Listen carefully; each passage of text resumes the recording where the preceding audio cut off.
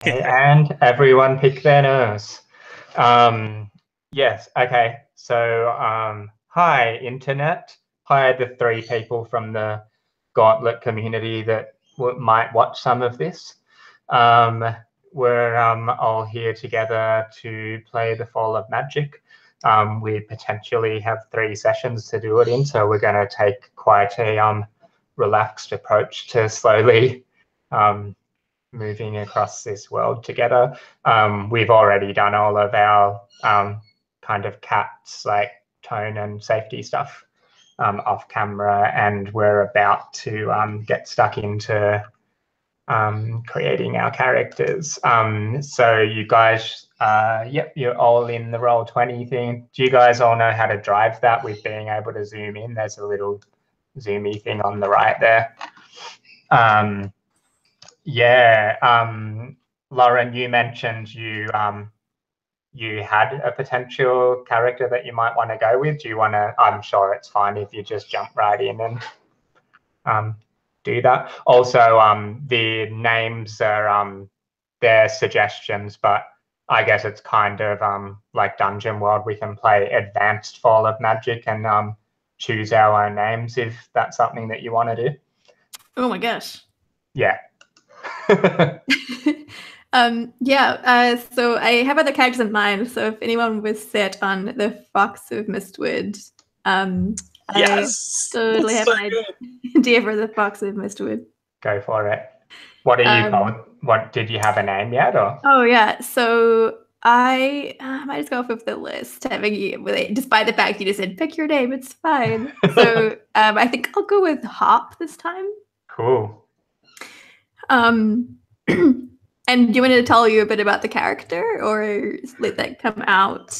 Let's just, if you want to, do you want to? But we really don't have to at all.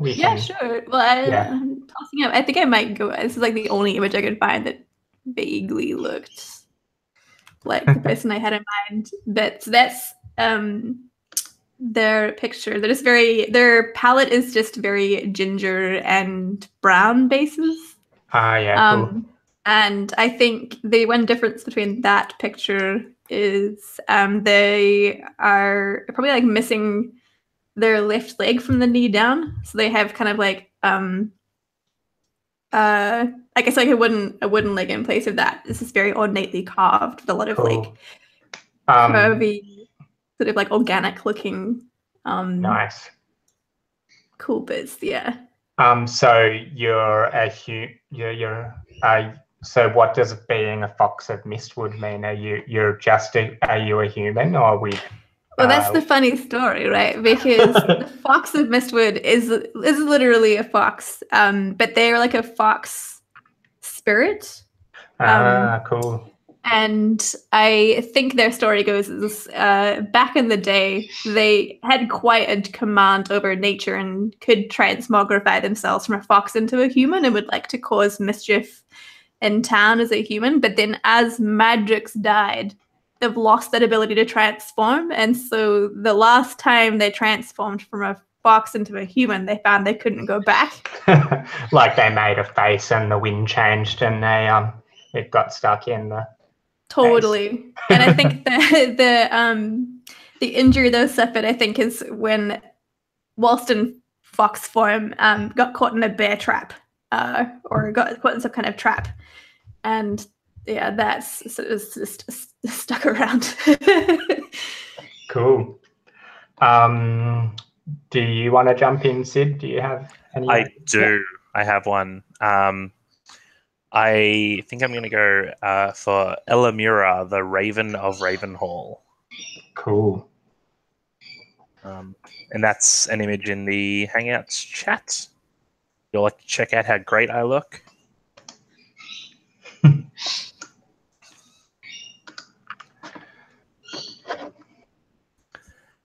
I might drop these images into the YouTube comments if there's anybody in the internet that ever wants to see these. I think that's a great idea. Cool. Yeah. So you're also a what is being a raven of Ravenhall mean? Do you know that yet? So yeah, I think that ravens. So the image, for those of you who can't be bothered scrolling down to a YouTube description, is like kind of priestly. It's like the shaved tonsured head, the heavy cloak, and then like scrolls and items around the belt, and a book of some sort under the arm. And I think that ravens are traditionally like the priests that help people move into death, and so they're like the if like the palliative care experts. palliative care priests, yeah. And so if the Magus is to die, then it's my responsibility to be there with him. That's cool. Like, kind of making me think of in the Discern Realities podcast, the little that Jason and David are playing at the moment, with the priestess or priest in that is kind of her god is the god of like abortions, kind of, and euthanasia, and I guess palliative care would potentially be part of that. The, what do they call it? The smoothing the pillow of somebody that's dying. Yeah, It's pronounced smothering. Smothering the pillow. Yeah.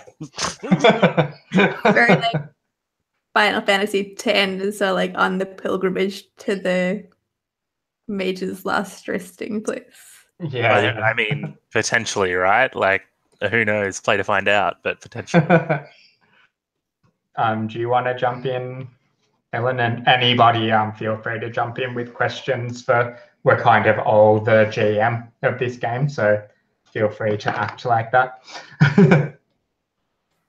I am Vargo, the Giant of Mistwood. Yes. I am larger than your average person. Gentle, even like vegetarian. But very, very bulky, hulking person. I haven't been able to find an image that suits the character I want to play yet. I'm seeing him as being like almost ape-like, or the dog Maramas, like half humanoid, but also a bit animal-y. I'm suddenly picturing you being slightly orangutan-ish, just because doesn't that means like, I think orangutan means like people of the forest or something. Like that, like the long arms and everything. Yeah. The Marama touchstone is such a good one. Yeah, because they're just like enormous and floofy, and and they care for chickens.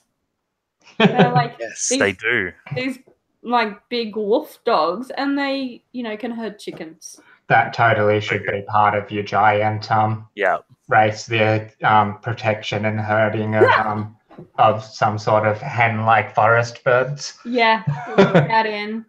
So I think we pretty much should definitely go to Mistwood, seeing as oh god, yes, two of our characters seem to be from there. Cool. Okay, I'm gonna see who I'm gonna be. I'm really interested, Ellen. I don't want to necessarily get like an answer now specifically, but I would be super interested in what is it of Mistwood that creates both people that turn into foxes and gentle giants? I'm so excited to see that. Yeah, and I really am excited to see where like our characters like connect. Yeah. I'm having trouble. What are you feeling, Luke? Where are you drifting towards?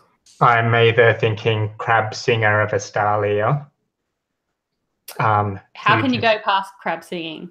I know. Fugitive of Stormguard, or the Golem of Ravenhall.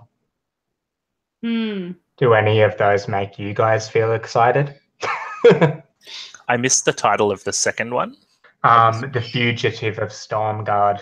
Oh, Fugitive's got a lot of cool weight behind it. It's Yeah. pretty loaded. Especially because we will go to Stormguard if you're a fugitive from there. Yeah. Except we've pretty much either, or we might totally avoid it because I'm a fugitive. Yeah, yeah, that's true. That's kind of why I was thinking about it. I'm like, nope, not going there. Yeah, okay, I'll be a fugitive of Stormguard. And my name is... Caspian's the name I like the least, just because it's got so much Lion, the Witch, and the Wardrobe world tied up in it for me.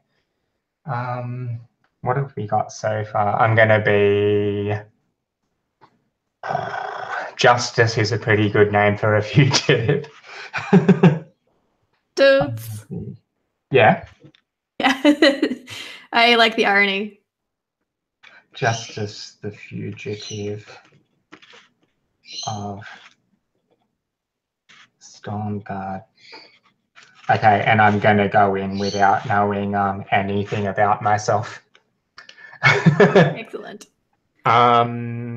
Lauren, do you want to read? See, there's that little bit under the heading of Fall of Magic on the map that's in red. Do you want to read the or does anybody is anybody drunk too much beer and needs to wee before we start, or need a break before we head off?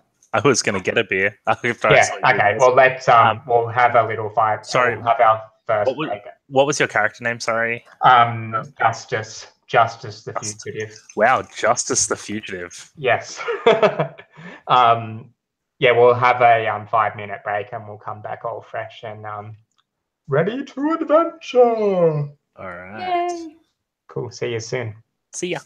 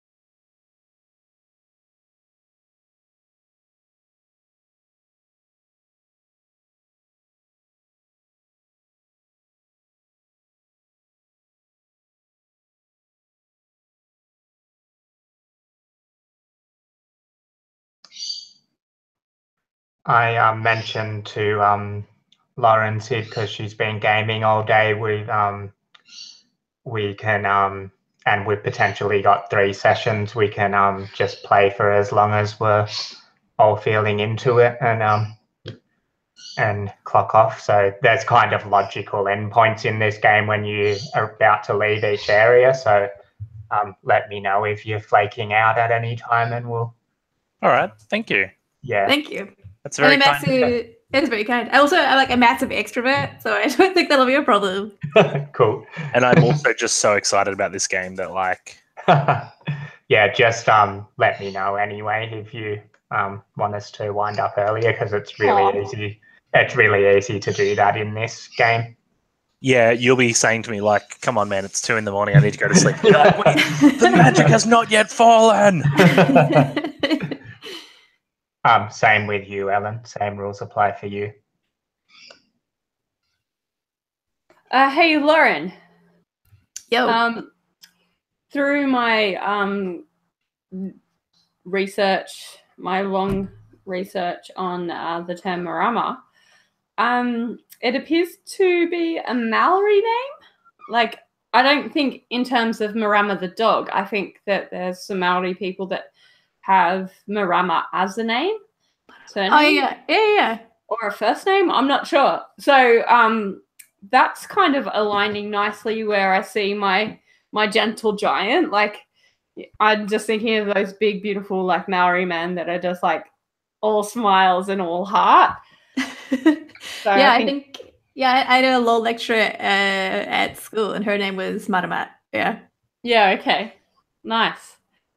I really love those Maori men that have the surprisingly soft, high, super effeminate voices. They're like all big, and they've got like and super sweet, high singing voices.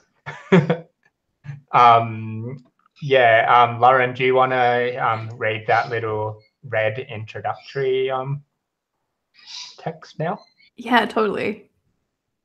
Magic is dying, and the Magus is dying with it. We travel together to the realms of, Umbra, where magic was born. Cool. So I'll just refresh everybody's memory about the little prompts here. So there's coins up the top there too. Can you guys all see those? You should be able to. I can see them, but I can't interact with. Cool. Tell me which one you want, and I'll hopefully make you be able to control it. I can grab the candle. Oh yeah, the candle's the major. So let's put the majors on there. Does anybody have their heart set? Well, you've got to be the Raven, right? Yeah, that's what I was thinking. Yeah, cool. I'll controlled by everyone. You should be able to grab that now, I think. I can. Cool. Can you see one that you want, Lauren? Oh, I like all of them. I guess if I'm sort of missed, Alan, do you want the wood since we're from Mistwood? Yeah, I was also thinking I'd like a nice big strong tree trunk. Cool. Yeah, do you want the autumn tree or the leafy tree? I think I'm gonna go for the sword then, since I feel like that represents my weakest moment. Cool. Which is violence. Sweet, you should be able to grab that now. Awesome, thank you. Can I have the leafy tree? The leafy one? Yeah. Yeah. And I will be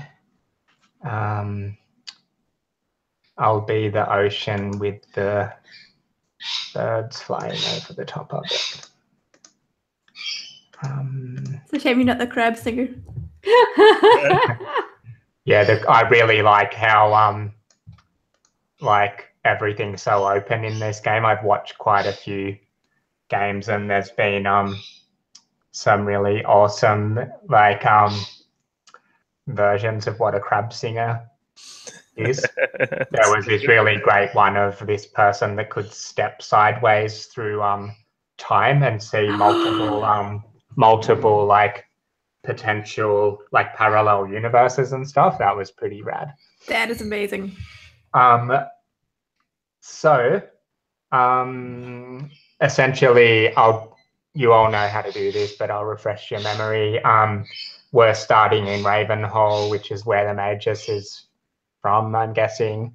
And essentially you drag and drop your coin onto one of the little headings, and you start the red headings. You start by describing what that place looks like and what's happening there, essentially, and then you use the black prompts underneath to describe a scene that's happening there. The little pluses on the rose gardens, you describe a scene and you add one of those descriptors to your character, or to another character,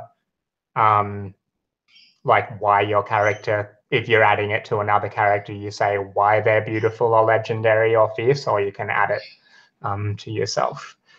Does anyone have a burning desire to go first? Otherwise, I'm happy to do it. I'll go first, I think. Yay! If I may. Yeah, I feel like I can. I feel like I got a scene. So, I will go to the menagerie, the last time you saw real magic. And I remember it really clearly because as you know, I was a trainee Raven at the time, and a family had all gotten sick with the same infectious disease, a cholera or something like that, and had died at the same time. And I remember the Raven that was teaching me had gone through, and the family were all, their faces were they were dead, and their bodies' faces seemed either flat or sullen. And as he would go past them and speak his prayers over them, they would turn to smiles. And that was like a really important part of the job that he was showing me. And I'll never forget the time that he went from the one of the children to another, and the first child smiled when he was complete, and when he finished with the second one, she didn't. And since then, the prayers have never brought a smile to a face again. And that was the last time I saw real magic. Whoa, beautiful.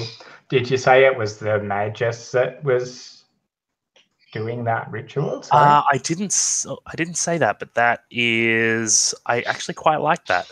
I'm so hesitant in games with like shared authority over characters to just be like, and then this thing happened. No, absolutely, that was something that he taught me, and cool. that was the last time I saw that happen. And briefly, you skipped a little bit there. Tell us about the menagerie and what it's like there. So that was where this would be done. It was always done out in nature and in big sort of places with a lot of life. And so this particular one is like there would be a section in the center or in off to one side, and the animals would be kept around it, and just those sounds and the feeling of life around was hopefully to impart some life upon the dead. And when he goes to that last child and it doesn't smile, and it's a terrifying moment for all of us, all of the animals go quiet at the same time. Wow. Awesome, Sid. I have a question. Please. Do you often visit the menagerie to ponder this memory? The ritual still gets done, even though it seems to have no effect. And so I'm often there, working there and doing my duties, but it's not. It's gone from being a place of much life for me to a kind of a gravestone. How long ago do you was that? You said it was like at the start of your. It was early enough in my training, so I would say this is probably like a couple of months ago. I don't think this is a particularly long. It's not a 3-year degree that I went through, but yeah, it would have been a couple of months ago.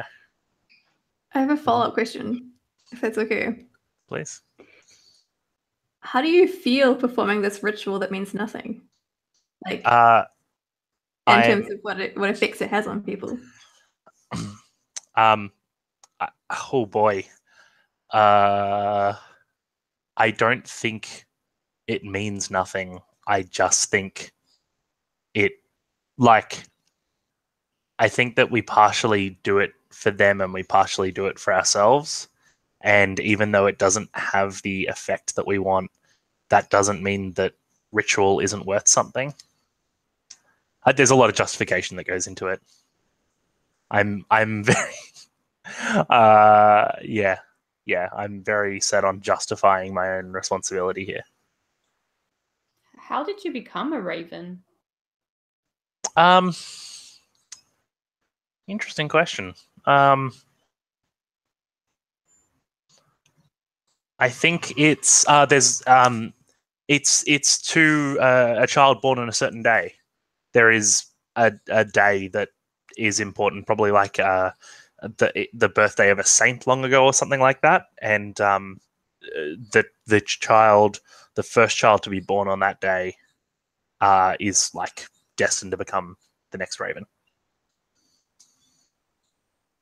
Yes. So, the next raven, does that mean that it's like passed on from like teacher to student, or is there like a class of ravens, or like is it there is only ever one at a time, but it's passed on, as you said, from one to the next. I was thinking it's kind of like the Dalai Lama and the people around, like the other raven passes away, and then the next child born on the first child born on that date, people go out and search for them and bring them back and raise them to be the raven.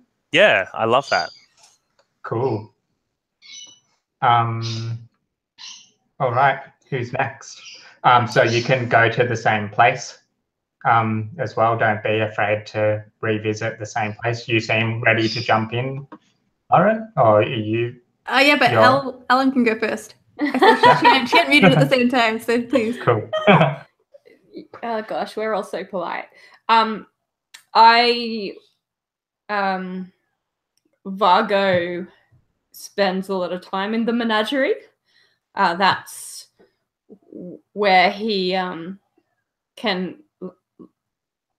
herds the pheasants and the other creatures of the great property that is Ravenhall. And he was there on that day, so he'd normally be like feeding and shooing creatures to where they're meant to be within the menagerie, and he'd often overhear like the rituals and kind of it was like background music for him. So it just helped him get along with his duties. And then the day that the magic stopped working, he was ushering the kittens to their little bed for the night, and he saw the raven start look panicked and confused, and I think the raven's teacher was there, Illamura's teacher, and Vargo was just kind of keeping his distance, but he also noticed that his animals, like the animals of Ravenhall, were unhappy, and he sat for hours and hours, like petting the little chicks and the ducks and the geese, and he was worried that they were all going to die that night, but they didn't. They didn't. The next day came, and they didn't seem themselves, but they were all alive. I have such an important question for Vago. What is Vago's favorite animal at the menagerie and why? Oh, I think it's he loves the little chicks when they first hatch. Quite often he'll collect them up and pet them, and sometimes they get lost from their mama, and this big goofing giant will like chase down the little chick and pick him up in his big giant hands, and then like, mama hen, here's your little baby. And sometimes the mama hens will like peck at him because they like, what are you doing with my baby? And he's like, shoo shoo mama, here's your little chickie. He must be incredibly gentle not to just totally like accidentally crush all of the tiny little creatures. I think when he was a boy, I think he learnt the hard way. And I think that helped put him on the path of gentleness, is that he had a pet beetle one time, and the pet beetle didn't live very long. I don't want to get into too many details, but yeah, why won't you play anymore? Move. Get up, birdie. Yeah, tweet, blonk. Yeah, no. Nice. Well, those are all that's some tough acts to follow already. Yeah. I've decided everyone else can just remove their tokens from the board. We're just going to follow Vago through this whole story. Vago's going to save all the creatures. Yes. Where are you going to go to, Lauren? Oh, good question. I'm going to go to the bridge. Nice. Cool. And I think the scene for this is we see Harp meandering over the bridge. It's a wooden bridge, kind of quaint, even though Ravenhall is like a reasonable establishment. We hear the sound, like the uneven sound of wood on wood, as she walks over it with her bug leg and then her other leg. And then as she takes on this bridge at an uneven pace, like we get a close-up of like, kind of morbidly a fox's foot on a necklace around her neck that sort of like hits against her chest like with every step lightly. And she's a little bit jangly because she likes to wear a lot of like jewelry and jangly bits and stuff. She comes to the middle of the bridge on a sunny day and just leans against the railing and looks over down at the water, and gazes into the reflection in these calm waters. And the face that she sees staring back at her is not her human face by any means, but it is in fact the facade of a fox staring back at her. And as she does, she lets her cheek sort of like slump a little bit further on her fist as she gazes upon that which she can never have again. She feels trapped when she does this, but also a little bit hopeful. For I think the Magus has promised that they will help her get back to her true form. This is looking less and less likely as we're about to set off on this quest, but even though it is very irrational and she knows it, part of her is still a little bit hopeful.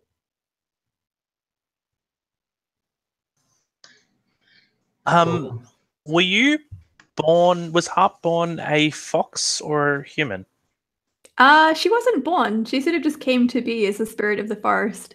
Oh, interesting. Interesting. She doesn't remember. Is she one of many? Yeah, she has a pack. Not one that she remembers. But but she definitely has fellow kindred spirits that reside in the Mistwood Forest, who would not recognize her as she is today, but she has fond memories.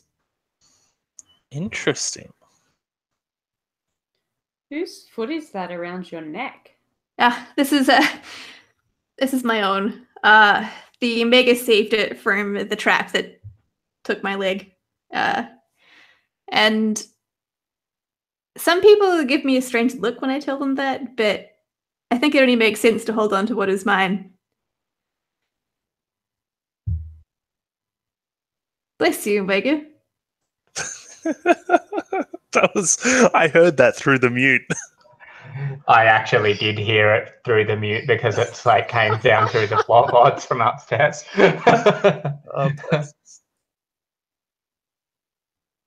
Cool. Okay.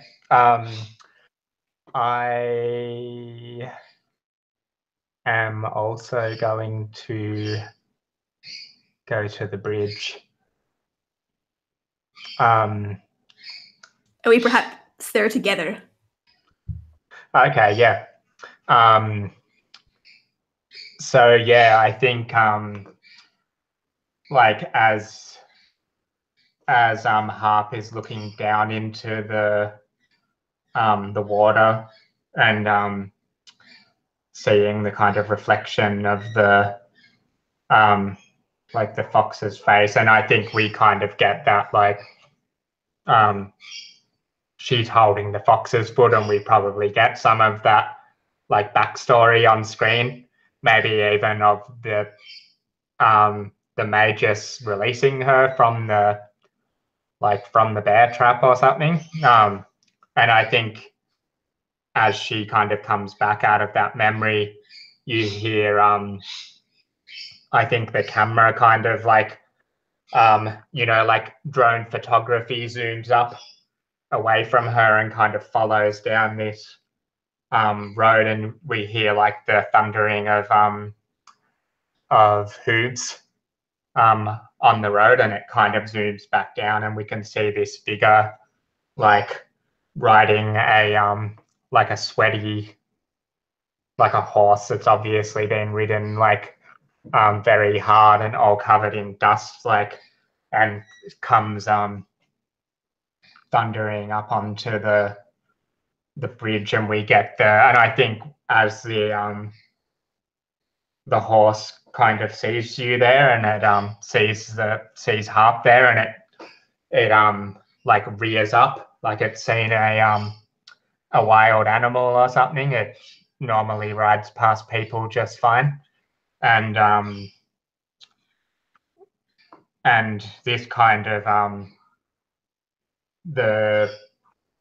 I might make my character a woman.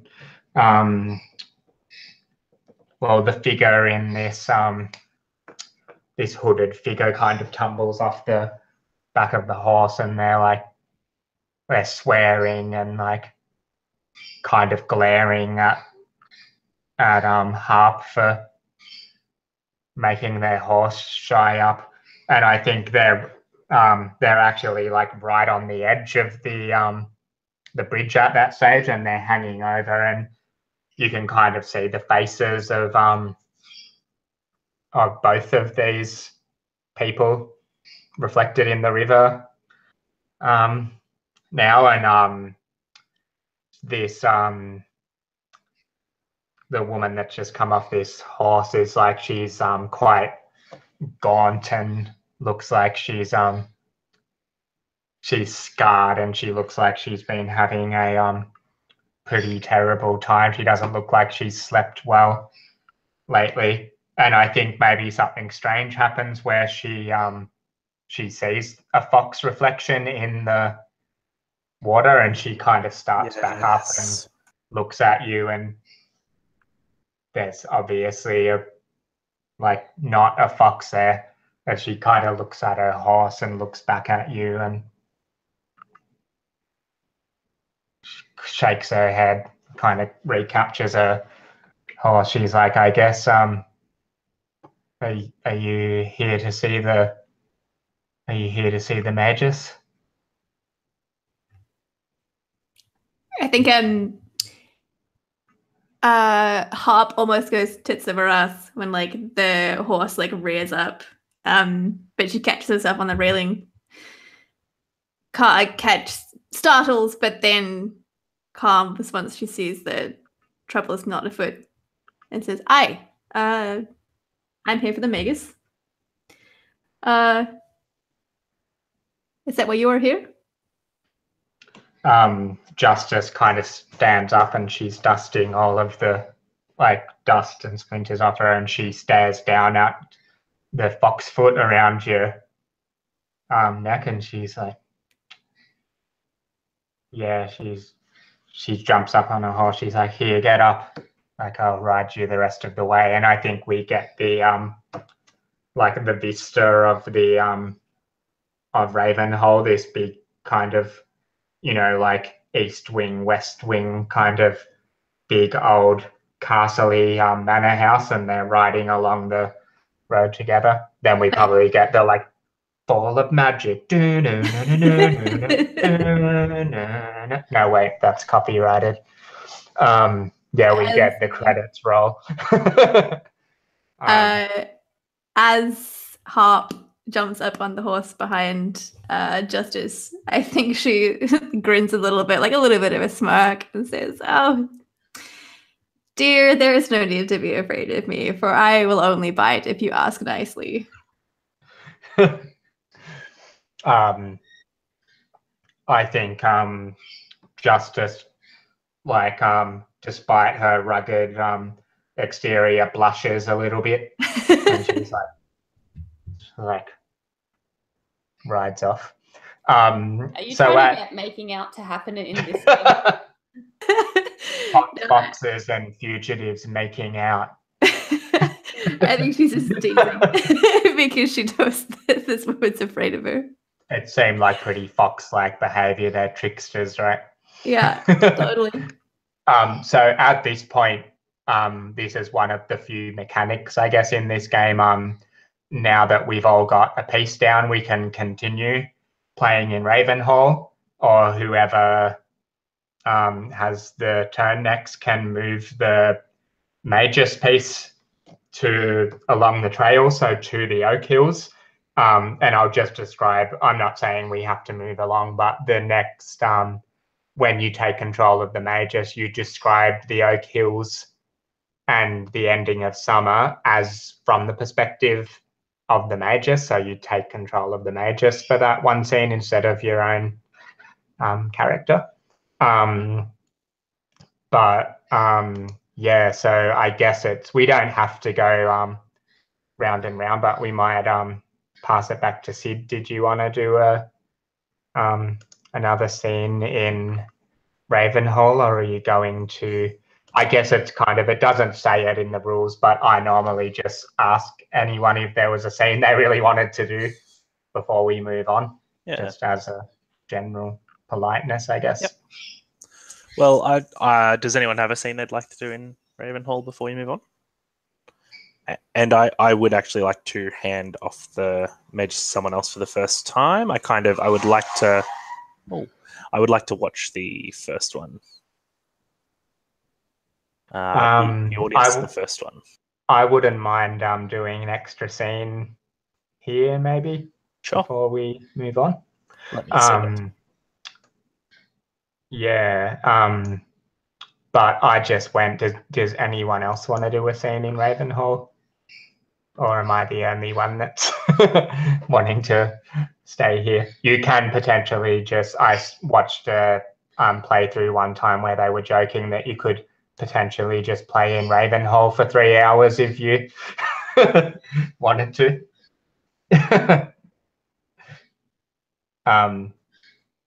Cool. Well, maybe I'll do another scene and try to pull some other people into it. I think even so I think I actually like the idea of Justice riding up towards this area off to the side, or actually maybe it's kind of like a fountain in like the courtyard of Ravenhall, and it's the exact continuation of this scene. The horse slows down, and Harp is on the back of the horse, and they kind of swing down.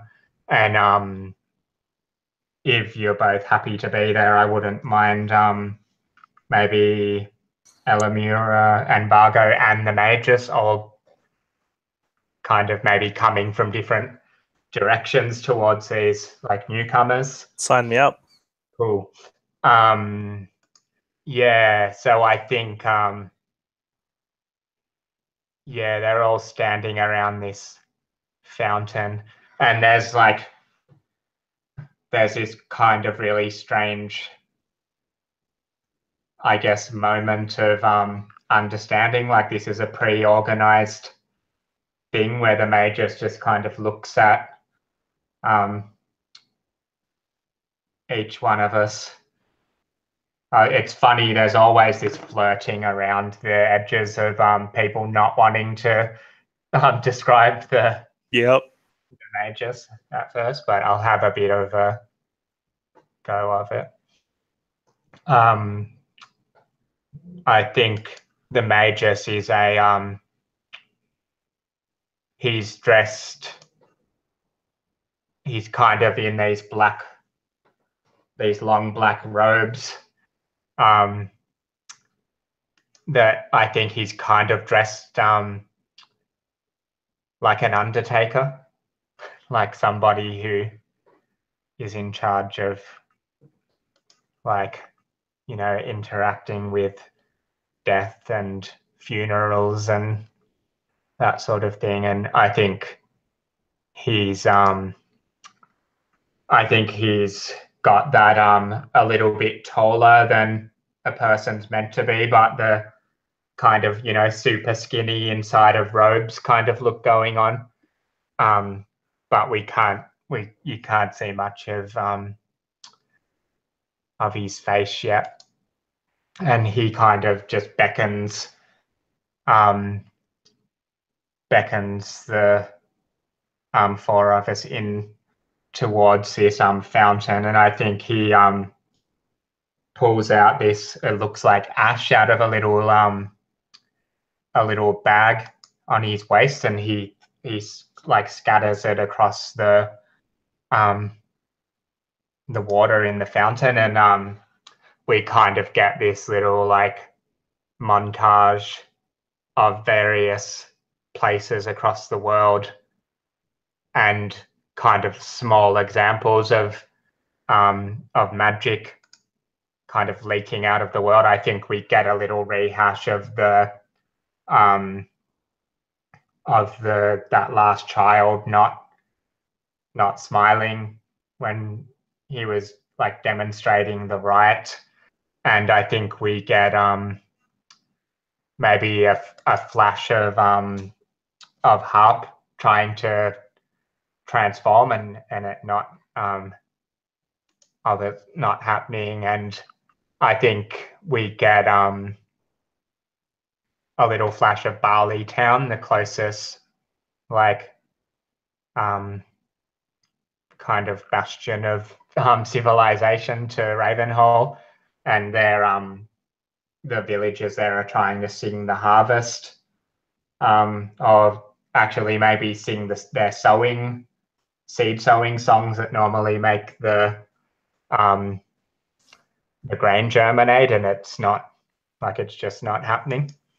And I think he looks at I kind of want to double up on this scene and get us. He looks at all of us and he's like, you all know why you're here,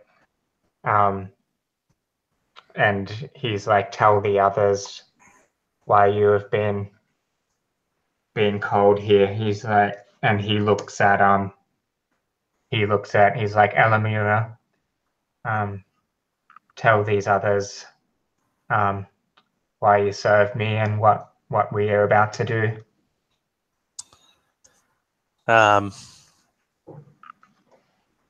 Elamura stands close to the Magus and is like quite like familiar with him, like places a hand on his shoulder and says, there's no one that should leave this world alone. If and she like chokes up a little bit, and as someone who spends her life working around death, to be so emotional about it is not something you'd normally see from a raven. She says, no one should, and yeah, if you are to if you are to be elsewhere, my friend, it would be my pleasure to be your company along the way.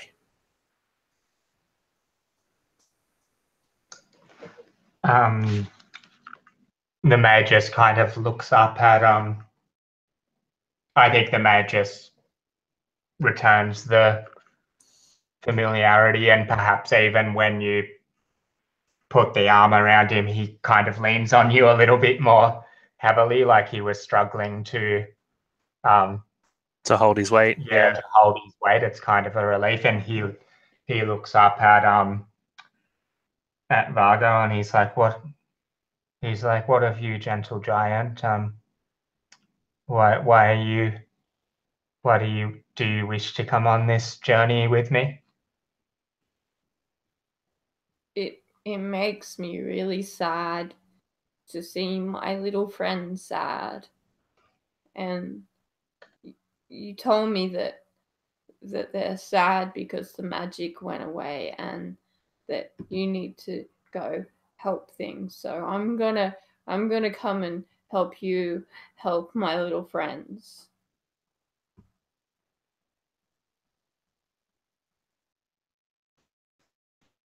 Christ. Oh.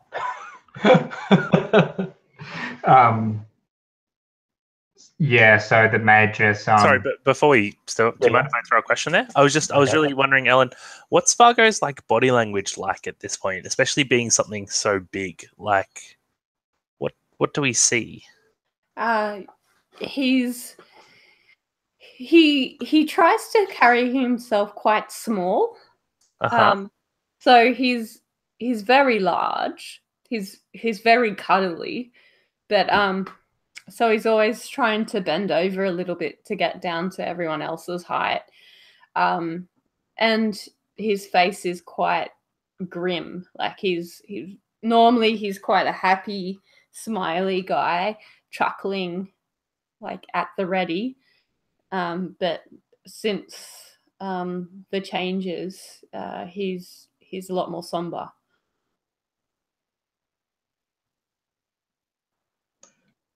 Thank you.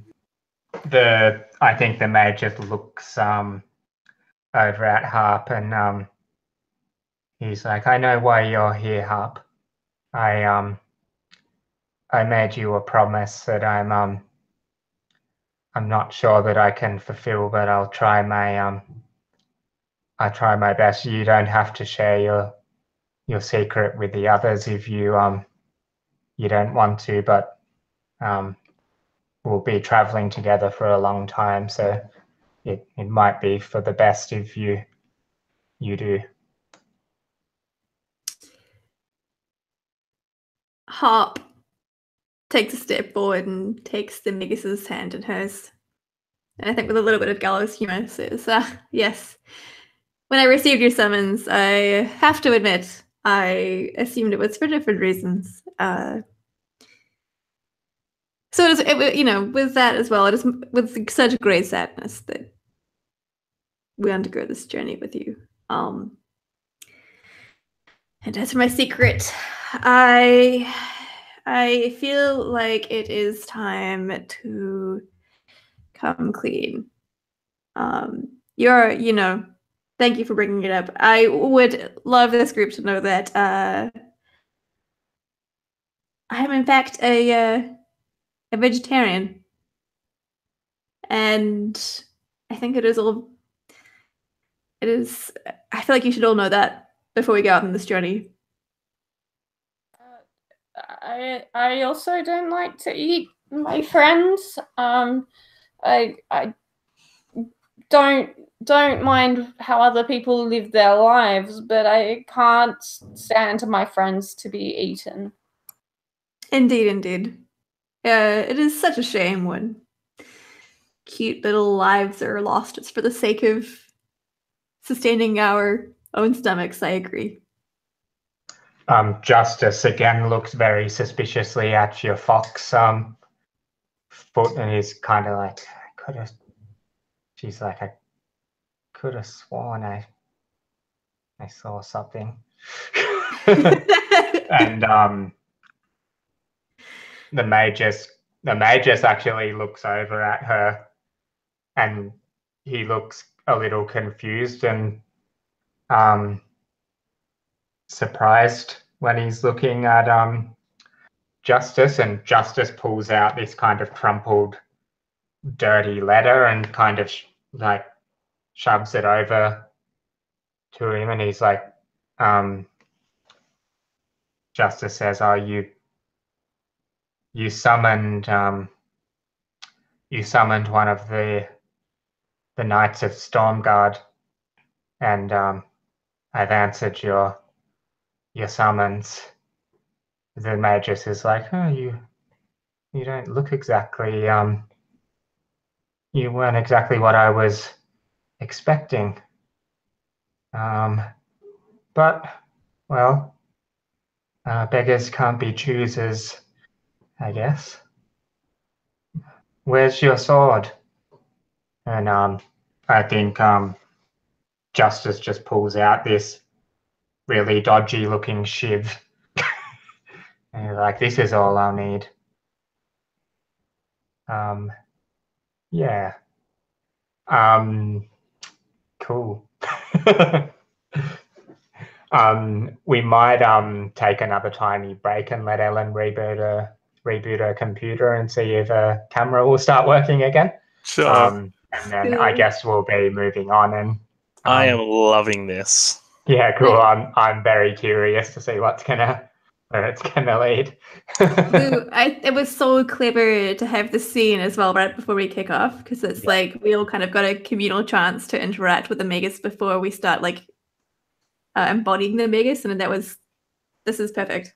Yeah, I think that that how do you serve the Magus scene is a pretty important one, I think, too. But yeah, it was nice to see us all together before we're suddenly traveling down the road. I dig it. All right, see you all in a few minutes. Cool.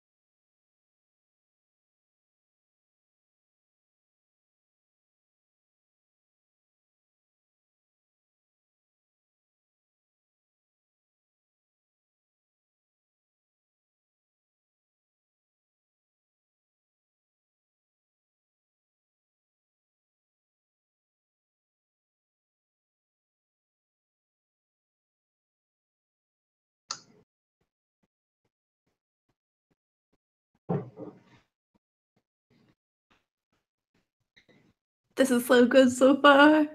Yeah, it's always really interesting to go from that point of just having those really simple characters, and yeah, it's like really exciting, and wondering who the hell the mages is going to be and what they're like. And I really like this.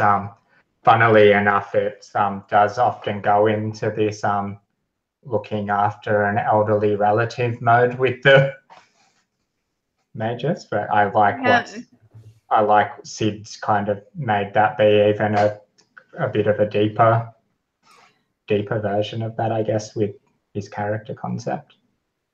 One time it'd be cool to see the Magus be like a child. I think that'd be so heartbreaking. Oh. I was actually thinking about that. Yeah. All of them slowly getting younger as the journey progresses. I kind of thought about that too.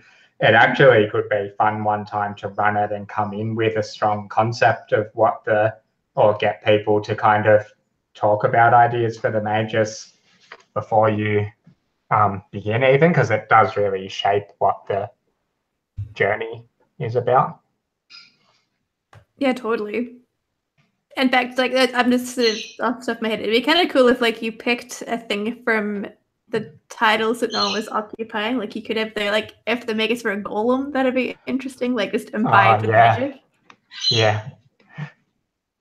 Magus the crab singer. Yes. Yeah, that's a good idea. Magus. Okay. Oh, hey. I'm back. What did I miss? We're just talking about the potential of all talking about a concept for the mages before you start playing the Fall of Magic, just because it's such a important part of the game. And Lauren was just suggesting even choosing one of the other titles to influence the what the mages could be like. So one of the things that Microscope does is it talks about palette, what do you definitely want, what do you definitely not want before the start of a game, and that kind of stuff, a little bit less lines and veils and a little bit more, this is something I'd really like to see in this game, this is something I really don't want to see in this game, sort of thing. Yeah, that's a great idea. Like time travel. I don't think we have enough time travel in our games. We will now. That's right. It's definitely going to be in there. Time travel coming right up. Thank you. You see this map? Non-linear. We're just jumping around. Yeah. Yeah, okay, let's try. Magic, it's fallen. What? No, it hasn't even been born yet. Exactly. Yeah. So Sid, you were saying you wanted to see somebody else take the reins of the magus for the first time. So I just had my turn. So Lauren's unmuted. Do you want to take the reins of the... Alan, you have a burning to be the magus? Not a burning, but I can burn. Cool. Okay, so I've already moved the magus's coin to the Oak Hills. So wait, did you want to go, Lauren? Did you?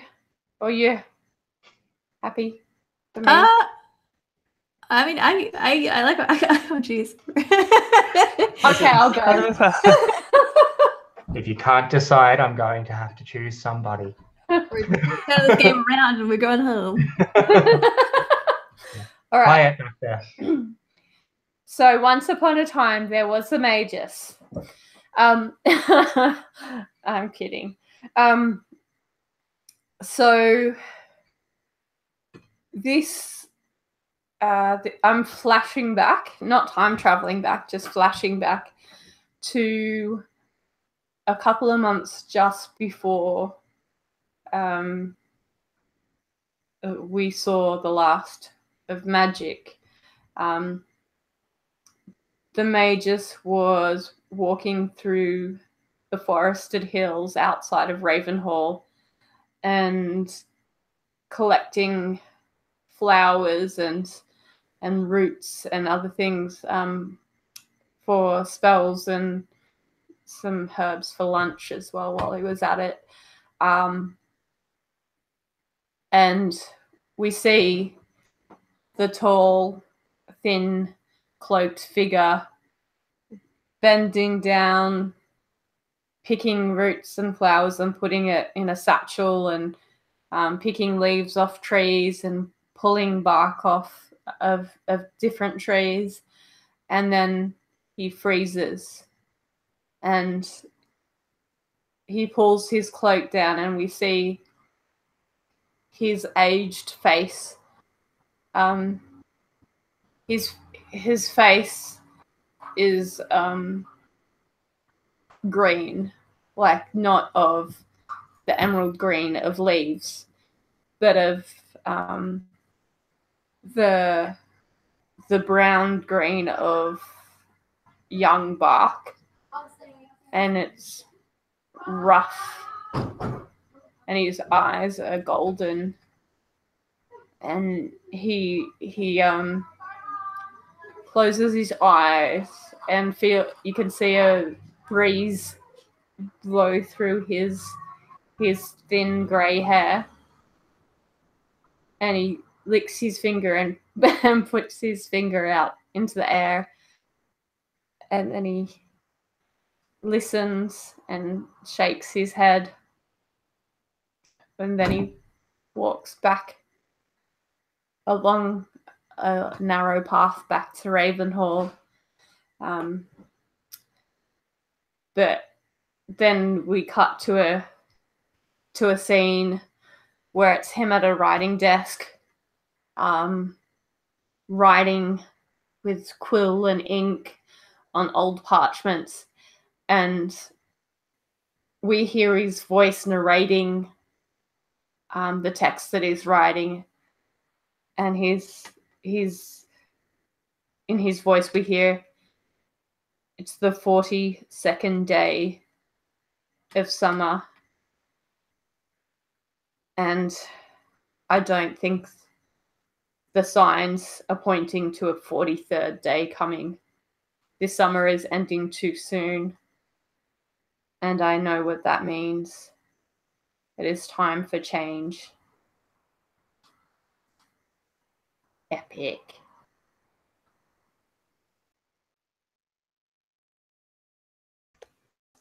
Time for change.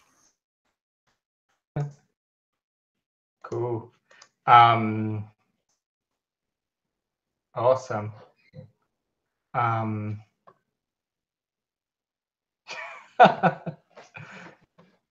like how you every other time I've played this has been a description of travel across the Oak Hills, and I really like how this is just like a couple of flashbacks.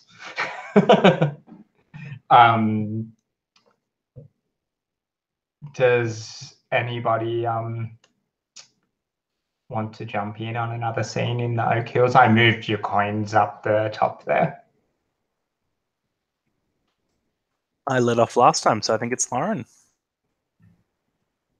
Awesome. Yeah, I have a scene in mind.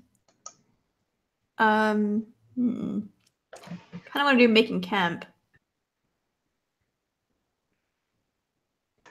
So you get the little things there of you adding something to yourself or to someone else's character sheet. Those three little things are attributes. There's wealthy, cunning, and kind that you can either add to yourself or to another character. Awesome. I guess the scene I have in mind, and I kind of dig if Vago were in it, or Vago were a witness to it. So Vago is welcome to jump in. But the scene I have in mind is like, it's sort of the dappled light of late afternoon as we're setting up camp. And Harp has volunteered to go and collect or gather food for the night.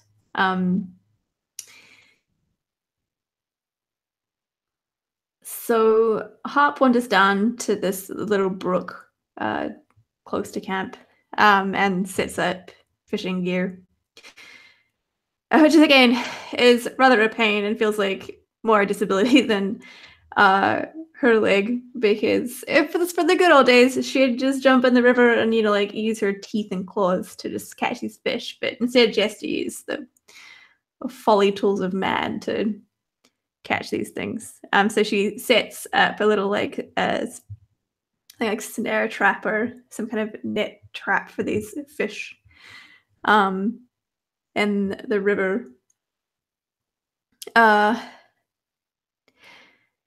And then leaves that for a second. And I think for the time being, she's just sort of like chilling out, catching fish for camp. And I think she catches one. And sort of like looks around. No one's around. So she sort of gets at her knife and trims a little bit off, just to taste it. Like see if this the fish is well fresh enough. I'm just gonna be like nibbling away on this this little fish.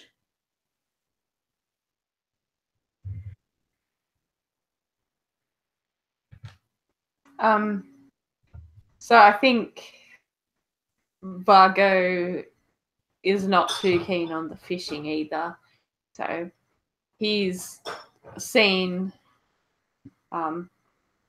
Harp take the fishing poles down to the river, and he's like did a bit of a harumph and like walks off, and then is collecting twigs for the fire in the forest and like stopping and talking to the sparrows in the tree. Hello, little guy. What have you been doing today? Well, I'm just collecting fire for our firewood for our fire.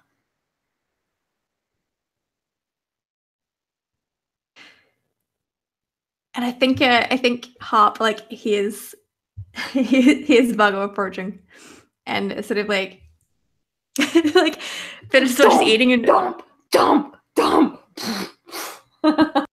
And I think she tries to sort of like hide evidence that she's been eating fish, since like she's already claimed that she's a vegetarian, but can't quite get rid of the remnants before Vago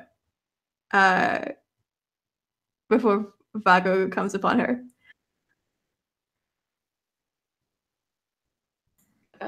I think Vargo just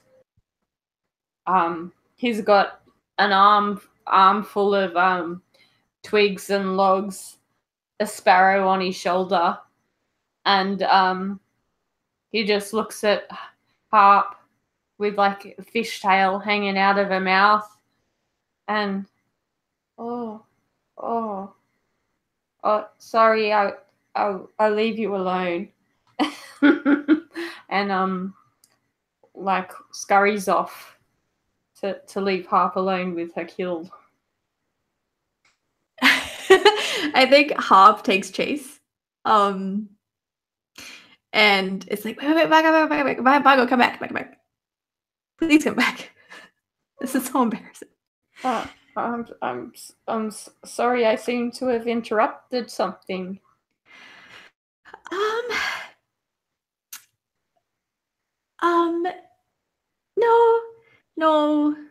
No, you haven't. I was just eating. I would offer you some, but I apologize. You do not partake in the eating of flesh. No, I have some friends that swim, and I have friends that fly, and friends that want to fly but don't do it so well. But I just don't need to look at it. You gotta look after yourself. You are a fox, and foxes need to eat. How do you know I'm a fox? I know all my friends. I used to see you around here before.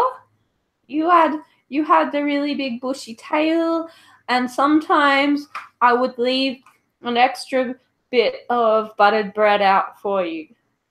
Oh. I knew you felt familiar back when we met at Ravenhall. I'm so sorry that I didn't really recognize you until now. No, I'm big, but people don't always see me. Oh dear Vago, I do hate to make this request of you, especially after you've caught me in such an indelicate time. But if you could please not tell anyone about this, I would appreciate it. It's kind of embarrassing. There's nothing to tell. I've just got some firewood, and this is my little bird friend. I can't understand her name. We don't speak the same language, but I think she's gonna have some chicks this spring. She's telling me she wants to find a new man friend and have lots of chicks. So I'm not gonna say anything. You're my friend. Harp, like if Harp were tall enough, Harp would press both of her hands to Vargo's cheeks, but she can't quite reach that far, so instead she has to like place them on their chest and says, Vargo, you are far too good and sweet for this world. Please never change. I did find some plants for you. I found some delightful eggplants that I believe we're going to season with the makers to make a hearty stew for you.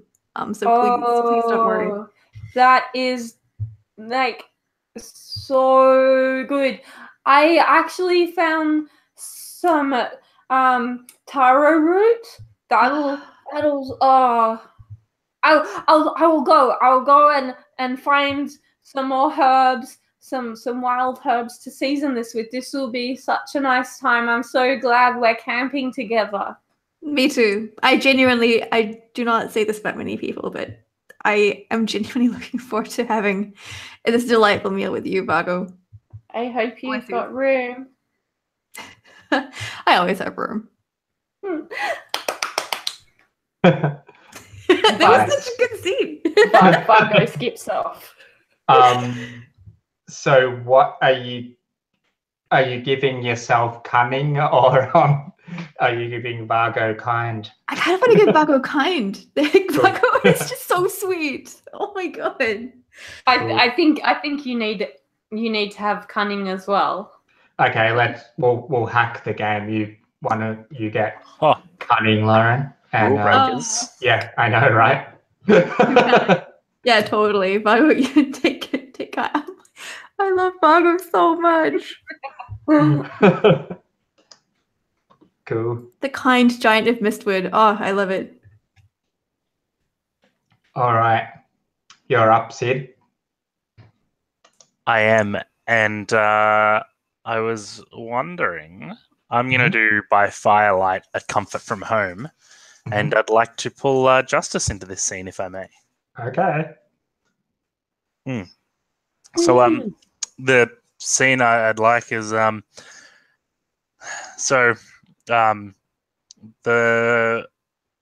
fire's burning pretty low. It's late at night. The sun set long ago. Perhaps the other two went off to bed or somewhere else. The other three went off to bed or somewhere else.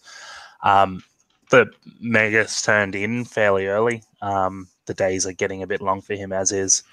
But Justice and Elamura sit by the firelight together, and we hear the wind howl through the hills.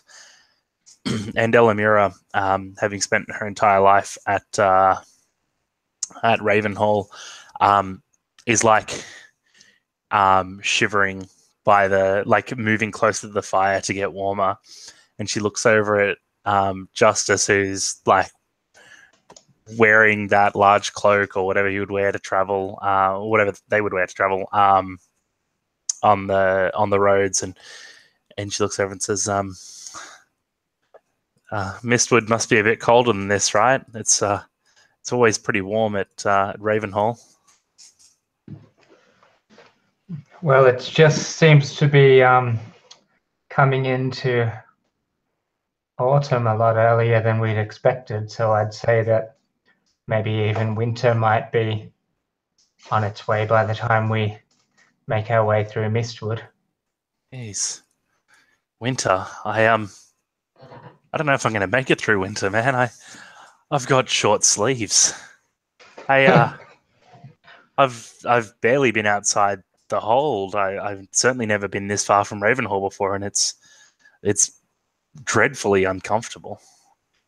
You didn't think to pack for this journey, it seems. Well, I didn't. I guess I didn't realize that the world was different out here. Yeah, it's different, all right. So, How far east have you been?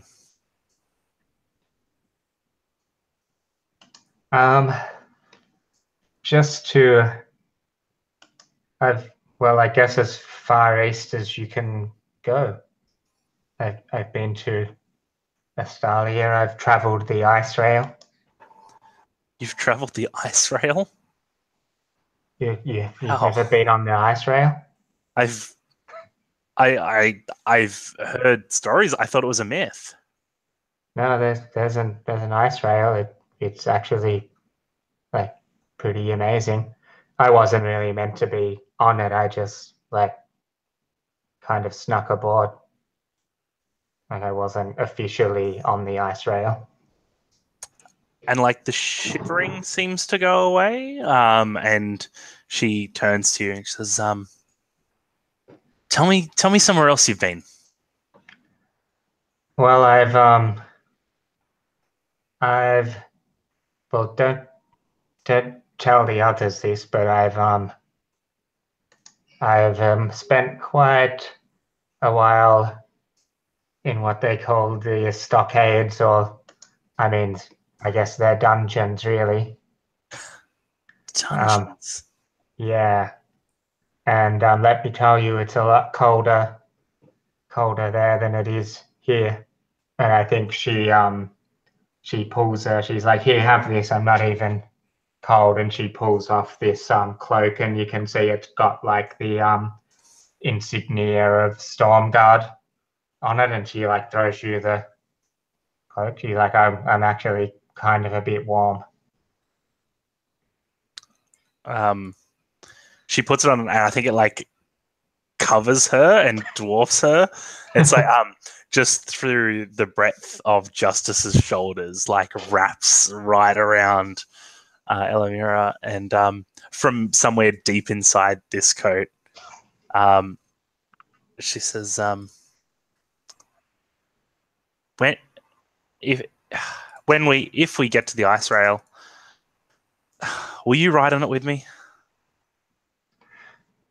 Sure, I'll ride the ice rail with you, but I'd kind of prefer if we steered pretty clear of that place. I mean, I am obviously a very official escort from Stormguard and everything. I mean, look at my. There's totally no reason why I should avoid it. But yeah, sure. If we end up there, I'll ride the ice rail with you.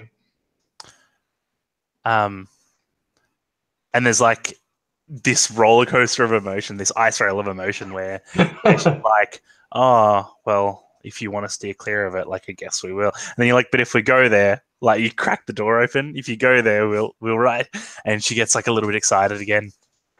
And she says, I'm really glad they sent a real knight out here. You're really something special. I'm so excited. Justice digs around in the coals with her super dodgy looking dagger and doesn't make any eye contact with you. Perfect. Thank you so much, Lou.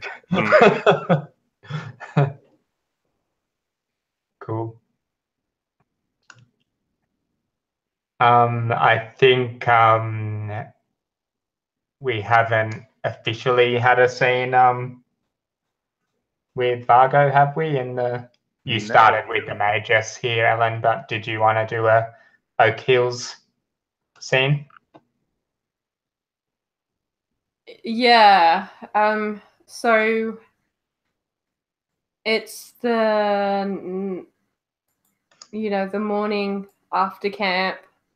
Like the sun is just creeping up. It's still quite dark.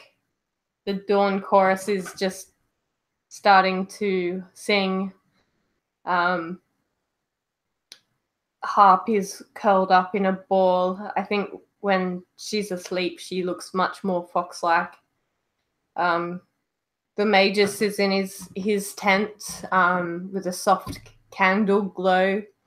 Not sure if he's awake or not, but he's probably working. Look, she's dreaming that she's running. Sorry, chat. And Justice and Elamura are asleep by the dead fire.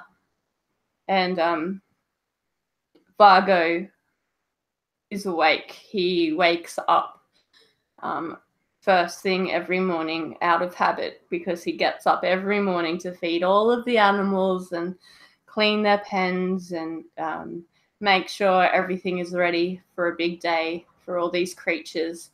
And he walks off away from the camp a little bit, and he's picking like berries, and he's picking different bits and pieces off trees. And then he sits down, plonks himself down on a log, and he opens the inside of a big many-pocketed vest that he has. And inside, on an inside pocket, he gets a piece of fruit and it looks like he's about to put a piece of fruit into his pocket, and a little mouse head pokes up and takes the piece of fruit and then tucks itself back into his pocket. I've got a question for you. Are we traveling with any any animals, like pack animals, or how are we? Are we all on foot, or how are we? I'm assuming we've got some sort of animals with us, and maybe that's why Vargo's moving with us. Yeah, that makes a lot of sense. I think we probably have 2 hens as well, that Vargo carries on in a cage on his back during the day. I'm totally picturing giant chickens pulling a carriage along there like chocobos. Chocobos, yeah. Yeah, no, one of those eggs would do everyone for dinner, right? So I think we have. Oh, I think the Magus rides a llama. And maybe there's. Well, Justice has her own horse, and I think maybe there's another horse or 2 for Harp and Elamura. But would Harp prefer to run? Like, is Harp an animal rider? On a peg leg probably wouldn't be so easy. Good point, yeah. I do so wish I could run with the speed of a horse. Alas, those days are long gone. I shall instead take seat upon the beast to ride us through to our destination. Nice. And how does a raven travel?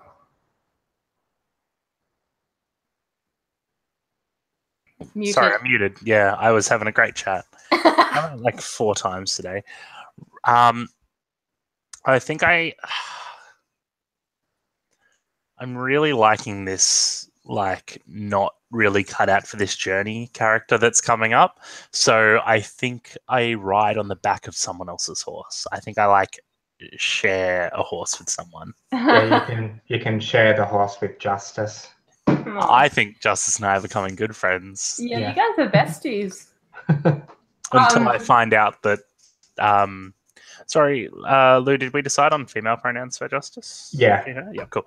Until we find out that she is lying to me, and then I will never be friends with Justice again. Uh-oh.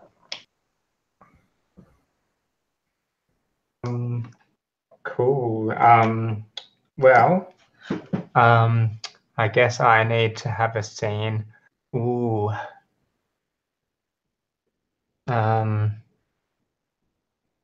I'm going to challenge myself and do the Harper's Road.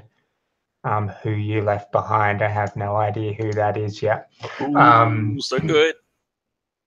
Okay, the Harper's Road. I think it's been. I think Ravenhall is actually quite isolated. It's like, maybe even a week's like travel through the woods and stuff to to Barley Town. I think maybe the Harper's Road. I think it's called that. I think the trees in autumn, which this autumn's come early. I think there's a strange and unexpected music that blows through the willows and the like. I think maybe there's like large sycamore seeds that spin around like helicopters. I think there's like large ones of those, and they kind of spin around, and they make all these different tones, and maybe even just the wind blowing through the hollows of the trees makes a strange, like eerie musical sound. So I think we see the Magus trotting along on his llama, and Justice with Elamura behind her on the horse, and I'm guessing Harp's got some sort of cute pony. Maybe, I don't know. Or are you on a horse? Are you more gallant than that? Vargo's trudging along, and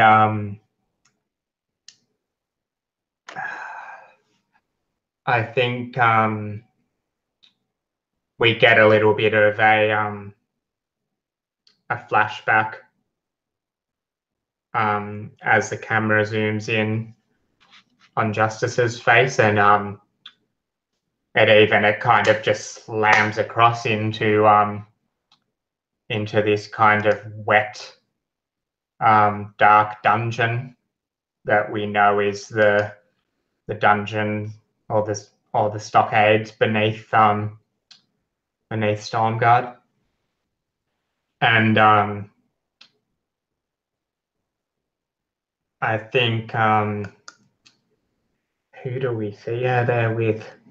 I think she's chained up to the wall, and there's another woman next to her, chained up as well, and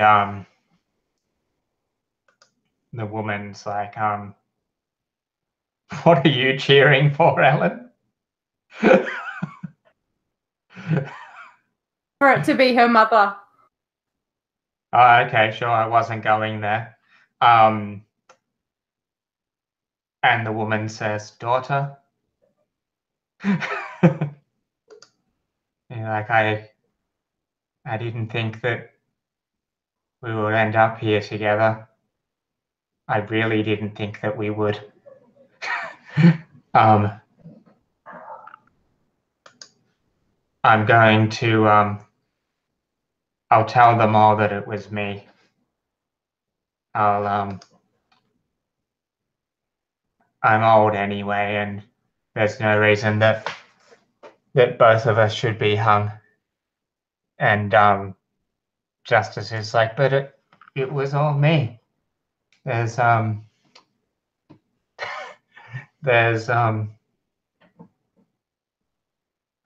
reason that you shouldn't do this. What about my my brothers and sisters?" And then we get another snap, and it's we just see the dad's gone. There's no dad. We just see some feet dangling. We hear a rope snap, and it's kind of intersected with all of the sycamore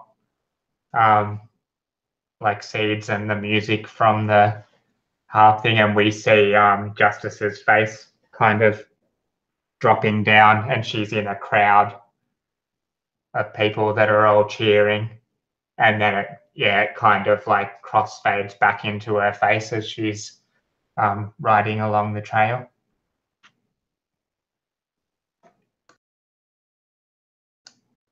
Can we take that back? No, that was your fault, Alan, for suggesting it was the I killed her mom. I'm sorry. Oh, that's beautiful, Luke. Anyway, that was sad. That was unexpectedly sad. I love it. Can I ask, what crime did your mum take the fall for? Probably something like possession of stolen ham or something stupid. Possession of stolen ham. Yeah, one of Ellen's convict ancestors was sent to Australia for possession of stolen ham. Was that yours or mine? I know that someone was yours. Mine was like lace, like a handkerchief. Yeah. And I had someone that was stole some books. Anyway, yeah, that's book thief. Yeah. Yeah, it was possession of stolen ham. Lou, you once told me you don't go dark with your games; you have to be pushed there. And now you're just like, yeah, then my mum got executed, and you know. Well, Ellen pushed me there. I would never have had a scene with a mother and a daughter tied up, like chained up in a cell together. I said I had to be pushed, not pushed very firmly. Just have to be shown the door and you walk right through it. Yeah, more of a nudge, I guess. So what is it with the city or the world that is holding crimes of ham theft to be a corporal punishment? Like, what is it that it's overcrowded, or is it just, tyranny? Why do you die for ham? Is everyone vegetarian? Well, I guess it's just a little bit the way that is everyone vegetarian? I guess kind of the way that I see this world a little bit is normally you've got the scroll rolled up and you can't see what's coming up ahead, but I've played the game before, and also I think there's a little bit of an industrial revolution kind of thing going on, I think. So in the west of the world, it's all old and magic and forests and shit.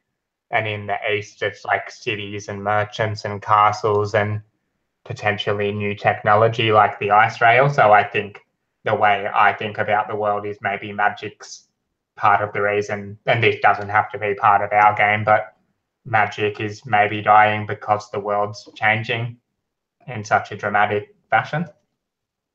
Yeah. Magic isn't dying, we're killing it. That sort of thing, yeah.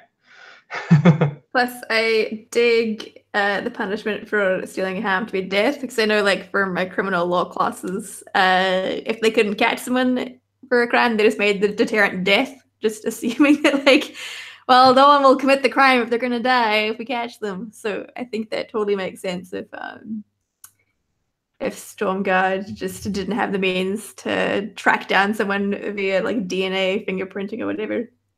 And maybe there's nowhere to send convicts to, and all the prisons are full or something. Totally. In a mountainous place, but yeah, we can't afford the space. We don't have the tomb for this, like, Storm King. All right. Well, there we go. I just killed my mum. Does anybody want a charming scene of heartwarming camping in the hills before we move on? I feel sufficiently charmed. Sufficiently traumatized. Yeah, thanks. Lauren says she has a good idea for the Magus' arrival in Barley Town. Lauren, do you want to take the Magus into Barley Town? Cool. And I'll just check in. As someone with a weak bladder, I like to check in often if people need to have a toilet break. Is everybody fine? I'm fine. They I'm call them doing bio breaks on the internet. Yeah, bio break seems too like clinical or something. I like to talk about weeds on the internet. Yeah, wee breaks. Yeah. Think a break. Is everybody fine? Yeah, I could do like another turn before we Yeah, I can do another one. do a bio Cool. break. Okay, let's do that Slash then. Are you movement. gonna take control of the Magus and Yeah, I think I will. Thanks, Lou. Oh, Sid? Yeah. No, I'm kidding. It's Cool. I'm gonna Nice. grab the Magus token, pop it down to the hospitality of Barley Town, right? Cool. yeah, you're right. Yeah. I think what we see is like our ragtag crew of people who've been camping for the last Lord knows how long. I feel like some of us are better suited to camping than others, but I'm not going to comment on who that is or,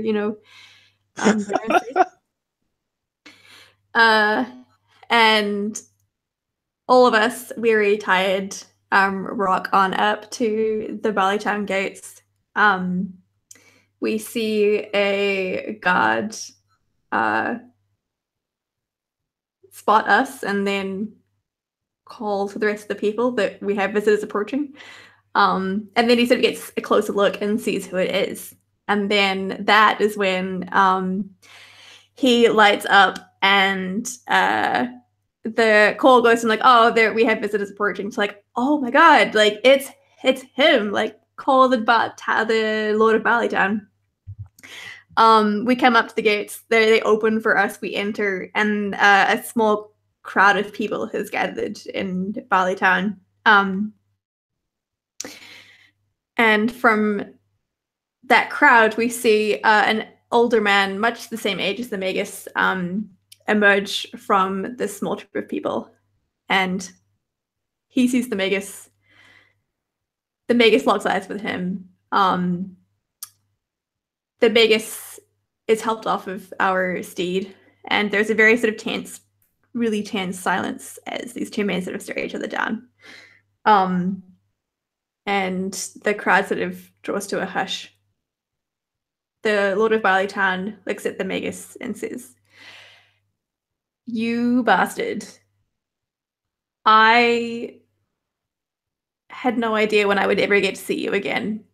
I didn't know if I would ever see you again, and yet here you are." The Magus sort of breaks out into a smile and says, Of course, I would need to see you before I went any further on my journey." And I think the two, and then the Lord of sort of Barley Town breaks into a run and embraces the Magus really tightly, and then locks him in a very sort of passionate, longing kiss. And the Lord of Barley Town says, "My God, I have missed you. It's been far too long, far too many years, and yet you are still as handsome as the day that I met you." And they draw back a little bit. The Magus sort of places his hand onto the Lord of Barley Town's cheek and wipes away a tear from the man's face. Of course, they're actually making out. And the Magus says, "It's maybe the last time, but by God, it will be the best of times." That's how we enter Barley Town. Woo! That's some good hospitality. Yeah, I hope there's making out in every town too. Yep. The Magus just had lovers in every Absolutely. in every town. Yeah. The Magus' last tour. Yeah. Thanks, Lauren. Thank you. He's dying for a smooch. Maybe Vargo. that's why Magic is dying, because he's not getting enough. Yeah, totally. Maybe. Vargo's just along to pick herbs with special aphrodisiac qualities. Oh, goodness me. We're so grown up. Something about Harp not being able to be foxy anymore. So does that mean the next scene should be at the inn? That's an option. Yeah, totes. Take us to the inn, Ellen. No, that was kind of a joke. Oh, I get it. Bad luck, we're Oh, I going get to it. the inn now. Yay! Vargo at the inn singing a song of his people. No, but actually we can do that. Let's go to the inn. So the Magus, and I would like everyone to be there. The Lord of Barley Town's like, oh, I'm so stoked. I'm so happy to see you. He wouldn't call him Magus. He'd call him by his first name because they're lovers, obviously. Yes. Monty. Can he be Monty? Oh, Monty Magus. Is that? I'm Yeah. sure that's a pet name that he's probably got something much more impressive. Oh, So- Monty. Let's go to the inn, and I'll shout everyone some ales, and we'll eat some cheese and some local bread, and you can tell me of how much you've missed me over the years. And Bargo's trottling behind. He's got a small herd of puppies following him around, and I think he goes. Vargo goes straight up to the bar at the inn after the Lord of Barley Town has ordered a round of beers to the whole house. Vargo asks nicely for a ploughman's board with as much bread as it can fit.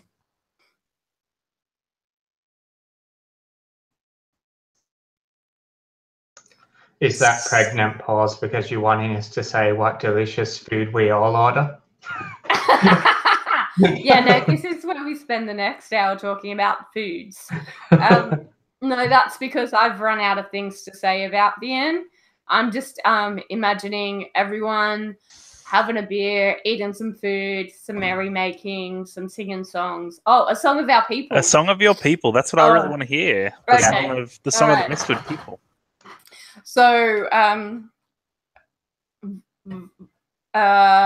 using a little bit of stereotypes here, Vargo has a really great singing voice, a strong Maori voice, and he sings a song of all the small creatures dancing their way down to the river, and it is in a beautiful dialect that we don't understand. Maybe there's some subtitles, and some local people from Barley Town get in on the hand drums and lute type instruments, and the song of Vargo's people is one of life and joy. It's wonderful. So this has been an interesting question. This is the perfect time to ask it. So Vargo is an exemplar of his people. Like he's not weird because he's so gentle. They're all just really gentle, kind people. Yeah, and they're all, generously sized people. Mm-hmm. You guys might be special for your different reasons. Fargo's pretty run of the mill. That's great. I love it.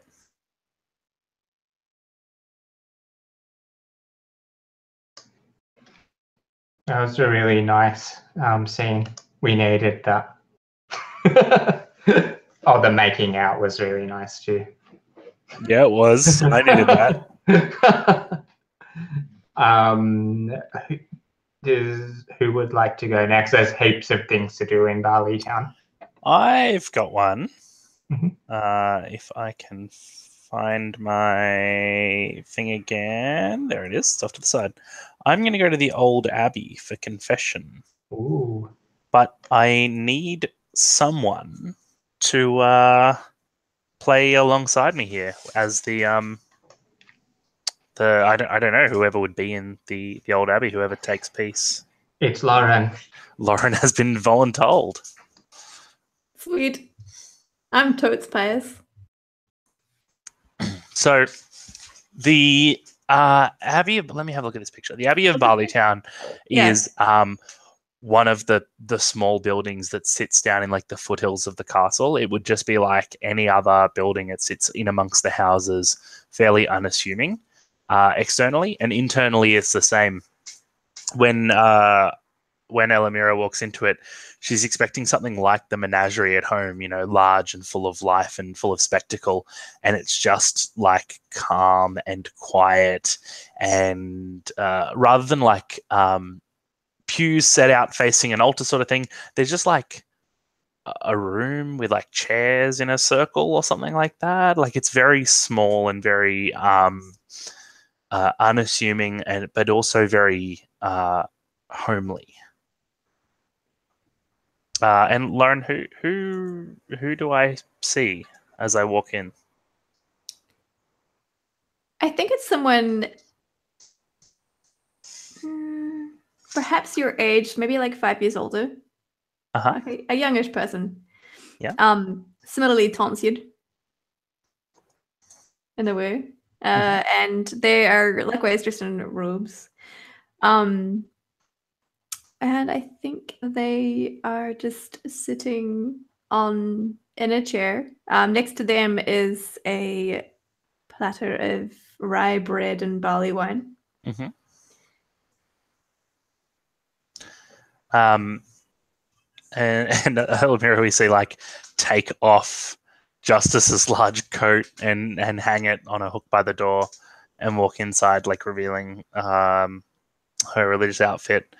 And she walks in and says, excuse me, what do they call you here? My lord? Father? What? Oh, a sister will do fine, thank you. Okay. Well, sister, I wanted to come in. I've been away from my duties for a while, and I was hoping I could be in here, but it looks like you don't have much to which you need attending. I've just finished visiting people. I'm here to rest my legs. I took a moment of quiet to collect my thoughts. However, you're welcome to sit with me. I think that they sit for a while, and sort of time passes, like time passes marked by how much of that bread and wine is remaining as it like disappears throughout the fade. And when it comes back, Elamira like sighs heavily and says, "Do you ever wonder why we keep doing this?" On occasion. However, I find a way to find peace with it. Do you have similar questions? Someone asked me once why, if the magic's gone, do I keep being a raven? And I don't know how to answer that. Why is that? Because I was always told this was an important job because of what we achieved. And if we don't achieve anything, then I don't know why I keep doing it.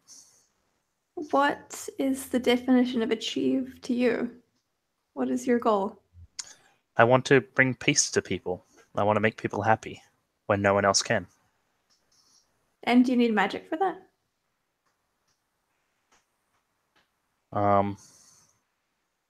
That's my destiny. Like from when I was born, I was always told that this was what I was going to be. And I was always told that's how I was going to make people happy. Interesting. See, from your response, I heard not in there that magic is mandatory or needed, but that it comes from within, from you.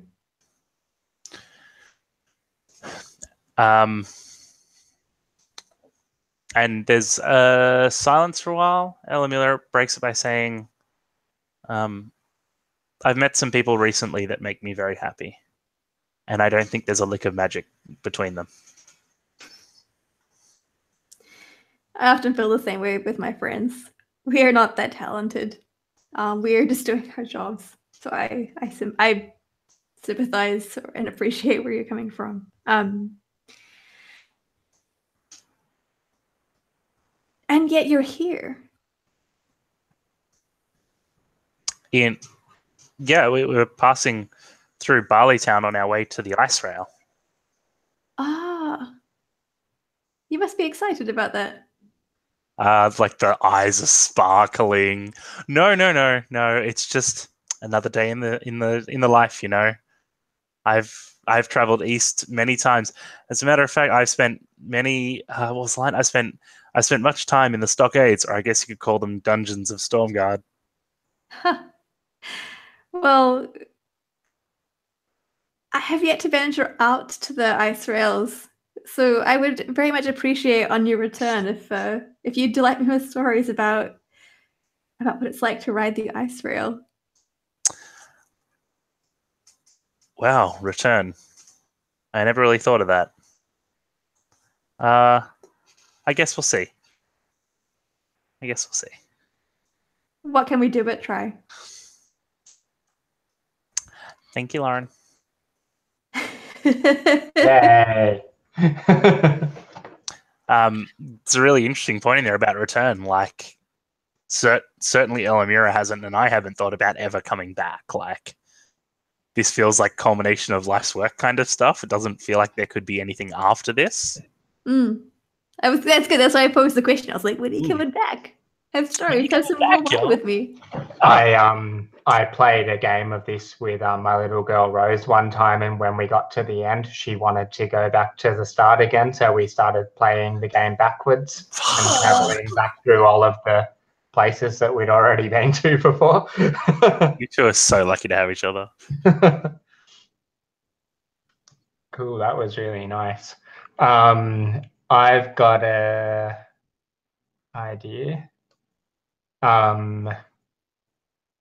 I think this is a introducing problematic content thing that which is I mean, I'm not going to go too heavy on it, but I was it's just been inspired by the previous mother thing of I was thinking of something involving mild substance abuse and recovering from that. Is everybody okay with that? Cool. Sounds wonderful.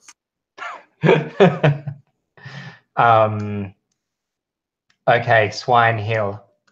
So there's a hill up above Barley Town, kind of out of town, and we see Justice, now coatless, walking up there, kind of in the wind, and she looks cold. And Justice. she's kind of like slowly walking up to this hill above the town, and I think we hear some soft refrains of the music that we heard on the Harper's Road, as she's perhaps even looking across the valley towards where they came from, and she kind of like lies down on the grass, and there's like some swine herds and some kind of herding their herds of pigs around and stuff, but she's kind of away from them, and she lies down and she's kind of looking up at the clouds moving past. And I think we probably get that kind of time-lapse clouds effect, and we see inside of a small room Justice lying on a bed, and she looks much younger, and the woman that we saw earlier that was her mother is there, and she looks younger as well. I think maybe she's holding a baby on her hip, and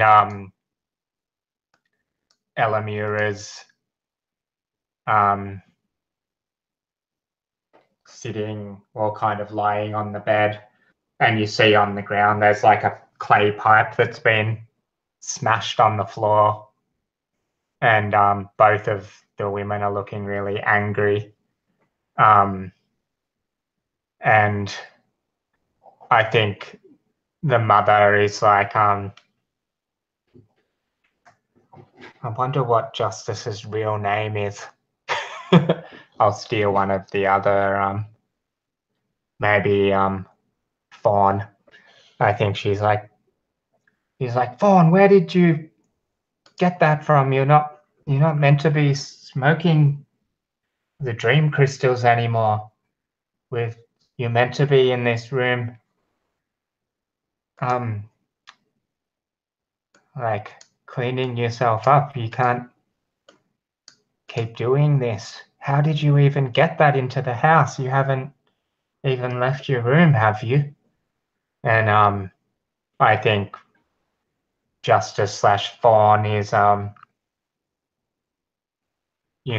I think maybe she looks like she's about 18 or 19 or something, and she's got that like shitty teenager look on her face. She's like, I do what I want, that sort of thing. Like, you can't tell me what to do.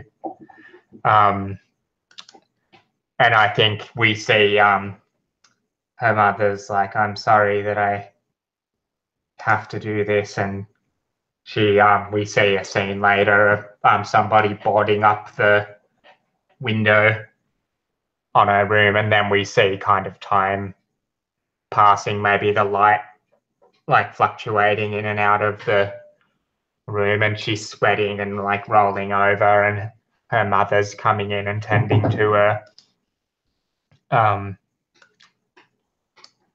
Yeah, I think that's you see Justice kind of shake her head in the present time, and I think she's got like some tears in her eyes, but she like brushes them away. And anyway, yeah, that was a battle fought long ago. Ow. That's so Ooh. intense. Yeah. And Shit. also, Porridge is having a fun time. Also, Porridge. Yeah. So sounds like Fawn had a bit of a problem with the dream crystals. Mm-hmm. Is that why she stole a ham to fund her habit? Or was the ham Probably. necessity? The ham to dream crystal ratio is pretty much 1-to-1 these days. And Yeah. also, like, we're on Swine Hill, so was it a local ham that she'd stolen? Like, I don't know. I actually didn't even make that connection. Maybe the ham was grown on Swine Hill and imported to Stormguard. Yeah, I'm not sure. I think that comes later on. It's like when they were in the prison. I think it's a few. It's at least, maybe it's even a decade later that they're in the prison together. Yeah, like I think maybe Justice is like in her early 30s or something now, and she was in her late teens when we were seeing that scene. So good. I have an idea for a scene where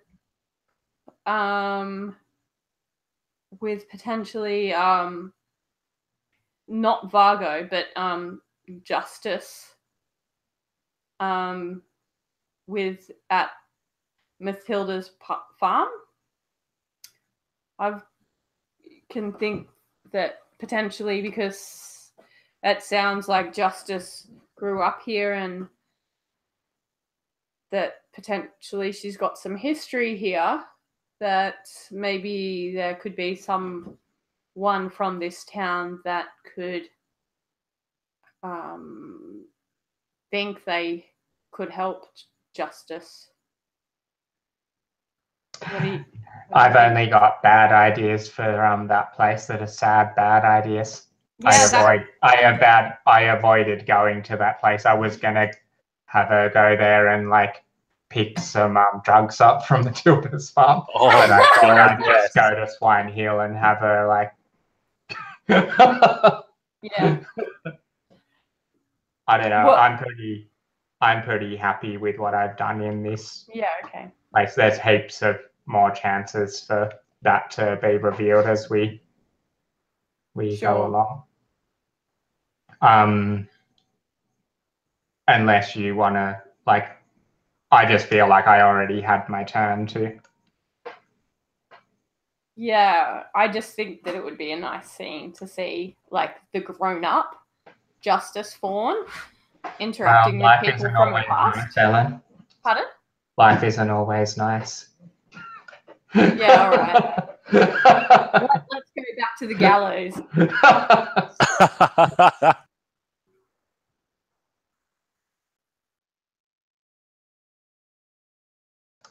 Also, it's really easy to miss the super nice place of Oak Island that's down there near the river when you're in Barley Town. I have an idea for Oak Island.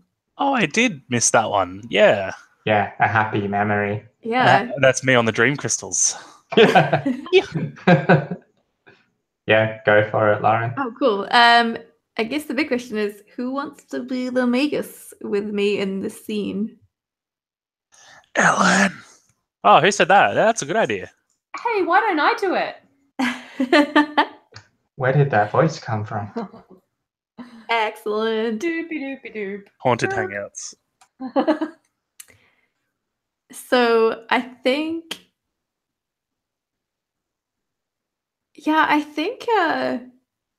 the Magus and Hop kind of just like took a little trip out to Oak Island. I think it holds some significance for the Magus that Hop isn't like super aware of. But Hop likes like going and wandering around the place and stuff.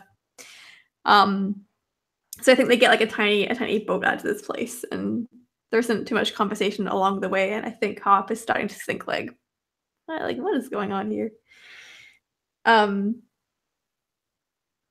And I think the frame for the scene is I want to chat with the Magus about like his relationship with the Lord of Barleytown and like the happy memories he has about the old days with the Lord.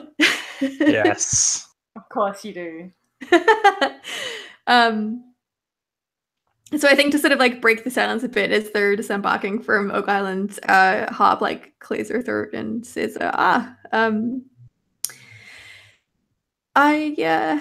did not realize how close you were with the Lord of Barleytown. Oh, sweet young Harp. You do not realize a lot of things. The Lord of Barleytown and I, we have a long history. You and I, our history together is only short. Indeed, I have to admit, I am somewhat jealous for... Honestly, I cannot claim to have loved or been loved. And it looks nice, to be frank. You don't believe you've been loved? No, but... Oh, I've seen your spirit move through forests. I've seen your spirit encapsulate day and dawn and dusk. How can you not say that you've been loved? That you've not been loved? I suppose I can claim to have felt the embrace of a warm morning in the dappled sunlight on a lazy afternoon and the honeysuckle warmth of the rays as they caress one's skin, but I don't think that I do not think that compares to what you had with the Lord of Barleytown by the looks of things. I am curious, how did you two meet? You have care for such fleeting things as mortal desire when worlds crumble, when magic is near or far. I'm interested in why you are delving in this direction. That is a good question. Perhaps it is from my base instincts. I do enjoy flesh, but not in the way that humans like to discuss it so, but more the eating of, if you get what I mean. Perhaps it is from that. This is a good question you have posed. Perhaps it is regret that in the death of magic, there are things that I have not experienced. I imagine you feel quite differently. Did you not experience winters and springs in a den with those that you love before you were human? I suppose I have vague memories. I find the longer I spend in this human vessel, the weaker they become, which is rather worrying. But if I close my eyes and really think about it, I have these vague, whispery feelings of warmth and fur against the cold. I know a way that you can channel those memories and feel them warm again. Please. It is not commonly used for the purpose in which it was created. Though you might know it by the ghastly name that the street rabble use for it, Dream Crystal. I have only heard, but not partaken personally. If this element is used in the correct rituals, you can achieve some form of enlightenment. But be wary, for those who are not careful can delve too deep. I do heed your warning, and I suppose as we venture on this quest of ours, with everything dying, magic dying, I suppose one can only look to the future and think, nah, fuck it.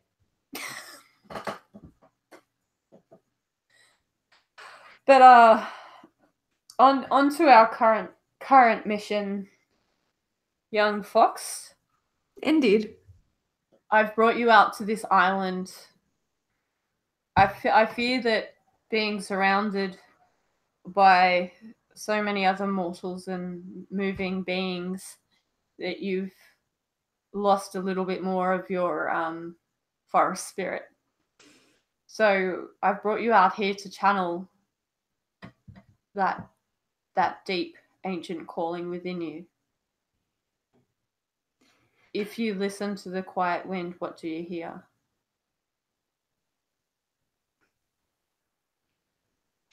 It's a really long pause as she cocks her head to the wind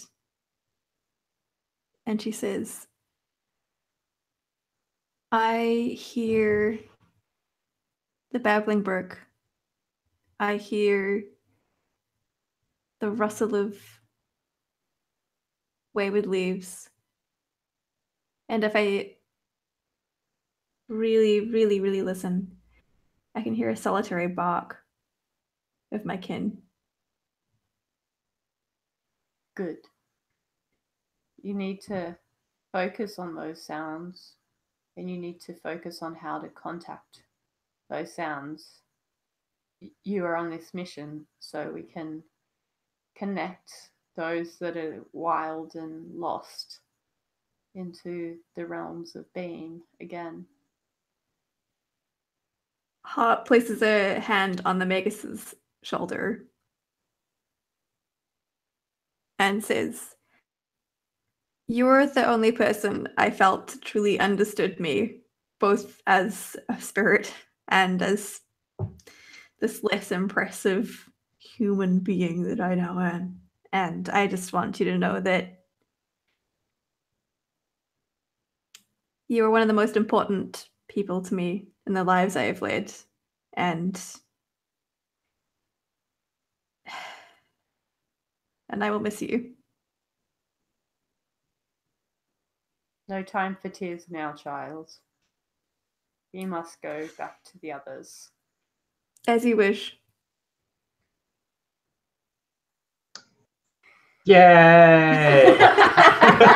Thanks, Ellen. That was so good. You're the best biggest. There was some really lovely poetry in there, you guys. Yes. Gotcha. I teared up a little bit. That was beautiful. You're both amazing. Why couldn't we just play a nice game about hugs? Oh, seriously, Golden Sky stories next time. I'm a little bit tempted. That was such a nice moment to stop the broadcast and we can just have a little bit of a chat about what we played and then sign off. Are you guys happy with that? Yeah, I think that's a really good spot. Yeah, cool. All right, I'll just hit this thing. Bye, everyone. Bye, internet. Pick your nose. Pick your nose.